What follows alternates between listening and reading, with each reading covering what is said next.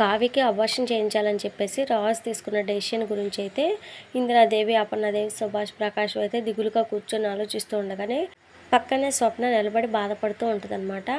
అయితే అక్కడే రాహుల్, రుద్రాణి కూడా ఉంటారు. ఇక ఇంతలో ధాన్యలక్ష్మి అయితే వచ్చి అపర్ణాదేవితో, అక్క గొడవ జరిగినప్పటి నుంచి ఎవరు ఏం తినలేదు, రెండక్క తిందిరుగానని చెప్పేసి పిలుస్తుంది అనమాట. మనసే బాగోలేనప్పుడు ఆకలేం వేస్తుందిలే ధాన్యం అని చెప్పేసి అపర్ణాదేవి అయితే ఉంటుంది. తర్వాత అందరూ అయితే రాజు ప్రవర్తన గురించి మాట్లాడుకుంటూ ఉంటారనమాట.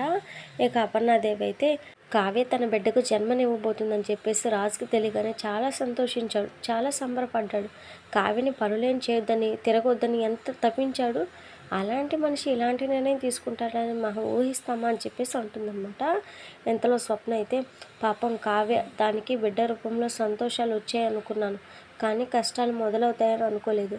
మనం ఇప్పుడు ఆలోచించాల్సింది కావ్య బాధ గురించి మాత్రమే కాదు, రాజు ప్రవర్తన గురించి కూడా తనకి నచ్చ చెప్పాలని చెప్పేసి ప్రకాశం అయితే అంటాడనమాట.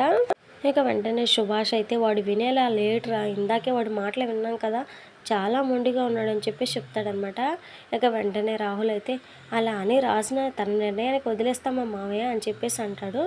ఇక రుద్రాణి అయితే, వదిలేక ఇంకేం చేస్తావరా అని చెప్పేసి అంటుందన్నమాట.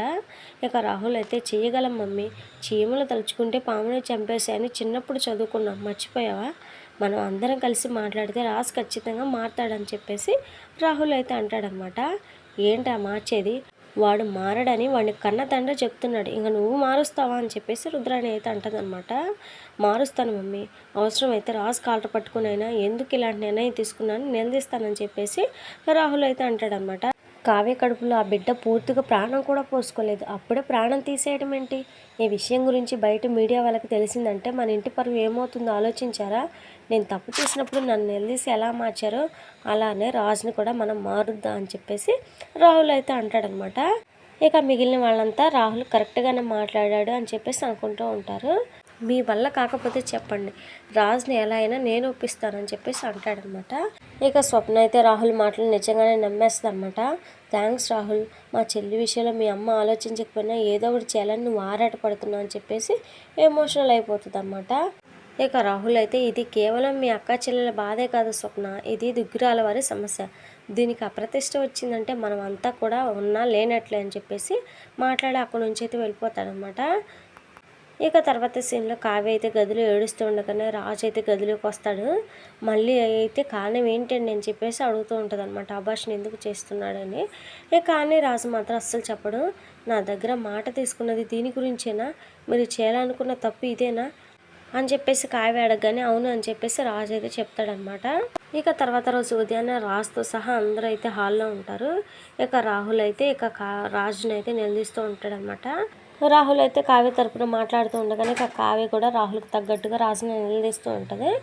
ఇక ఇంట్లో వాళ్ళంతా కూడా రాహుల్ అడిగిన దాంట్లో తప్పేముంది, చెప్పిన దానిలో తప్పేముందని చెప్పేసి అంటారనమాట. నిర్ణయం మార్చుకోరా అని చెప్పేసి రిక్వెస్ట్ చేస్తూ ఉంటాడు. ఇక అప్పుడే రాజు అయితే కావ్య దగ్గరికి అయితే వచ్చి, కళావతి నీకు నేను ముఖ్యమా నీ బిడ్డ ముఖ్యమా అని చెప్పేసి అడగగానే ఇక అందరైతే ఒక్కసారిగా షాక్ అయిపోతారు అనమాట. ఇక కావ్య కూడా అలానే చూస్తూ ఉంటుంది.